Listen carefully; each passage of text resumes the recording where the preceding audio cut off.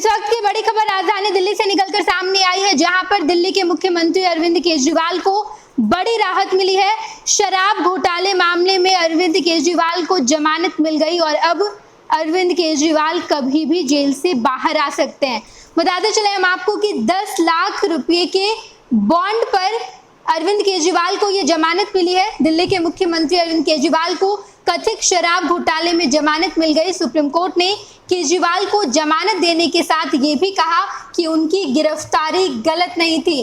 अरविंद केजरीवाल को शराब घोटाले मामले में जमानत भले ही मिल गई हो, लेकिन कोर्ट ने साफ तौर पर कहा कि उनकी गिरफ्तारी गलत नहीं थी। जस्टिस सूर्यकांत और जस्टिस उज्जवल भुइयां की बेंच ने ये फैसला दिया है।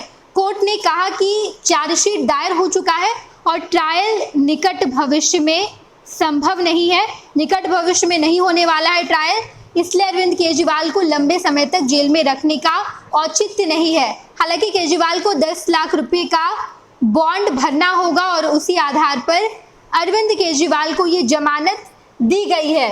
बताते चले हम आपको कि न्यायमूर्ति सूर्यकांत और न्यायमूर्ति उज्जवल भुयान की पीठ ने यह आदेश पारित करते हुए कहा कि सीबीआई द्वारा केजरीवाल की गिरफ्तारी वैध थी।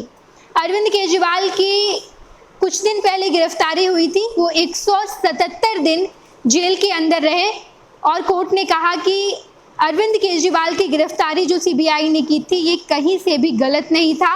अरविंद केजरीवाल इस पूरे मामले में संलिप्त है, शराब घोटाले मामले में संलिप्त है और अरविंद केजरीवाल की गिरफ्तारी होनी थी, हो गई और उसके बाद प्रासंगिक प्रक्रियात्मक कानूनों के अनुपालन में थी। वहीं केजरीवाल शीर्ष न्यायालय के समक्ष 2 अलग अलग याचिकाएं दायर की, एक सीबीआई द्वारा उनकी गिरफ्तारी की वैधता को चुनौती देने वाली और दूसरी जमानत की मांग करने वाली।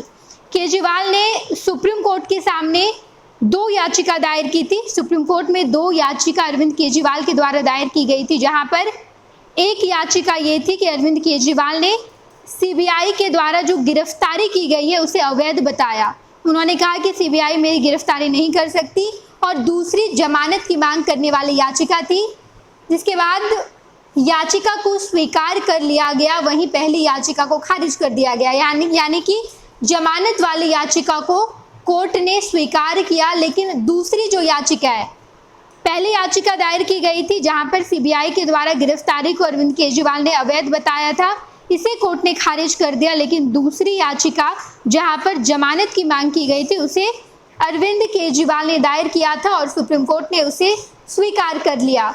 इसके आगे बताएं तो मामले की सुनवाई करते हुए कोर्ट ने कहा कि जांच के उद्देश्य से किसी ऐसे व्यक्ति को गिरफ्तार करने में कोई बाधा नहीं है जो पहले से ही किसी अन्य मामले में हिरासत में है।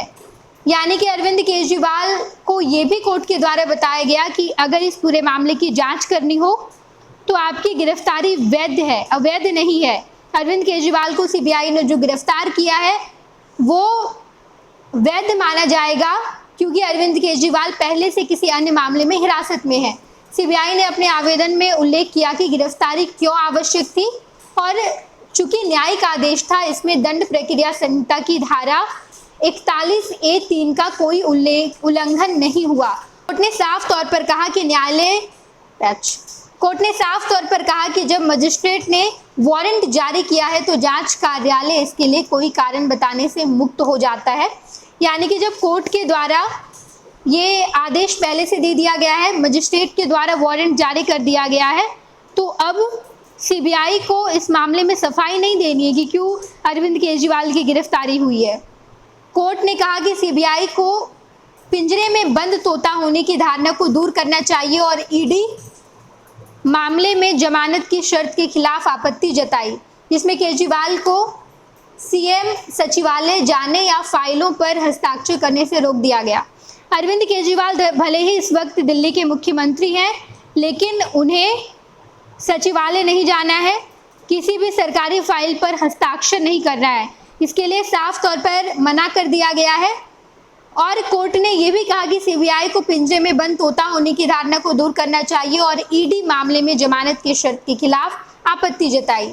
जस्टिस उज्जवल भुइयां ने कहा कि सीबीआई द्वारा की गई गिरफ्तारी ईडी के मामले में जमानत को निरर्थक बनाने का एक उपाय मात्र है और इसके आगे अरविंद केजरीवाल को जमानत मिल गई दिल्ली उच्च न्यायालय ने 5 अगस्त को इस संबंध में केजरीवाल की याचिका को खारिज कर दिया था और उन्हें जमानत के लिए निचली अदालत जाने को कहा था। इसके चलते केजरीवाल ने शीर्ष अदालत में तत्काल अपील की। सीबीआई ने 26 जून को केजरीवाल को गिरफ्तार किया था, जब वो इसी घोटाले के संबंध में प्रवर्तन निदेशालय ईडी द्वारा जांचे जा रहे धन शोधन मामले में न्यायिक हिरासत में थे। शराब घोटाले मामले में ईडी मनी लॉन्ड्रिंग की जांच कर रही थी। इसमें भी अरविंद केजरीवाल की गिरफ्तारी हो चुकी थी और उसके बाद अब सीबीआई के द्वारा जो गिरफ्तारी हुई थी, इस पूरे मामले में कोर्ट ने जमानत दे दी है।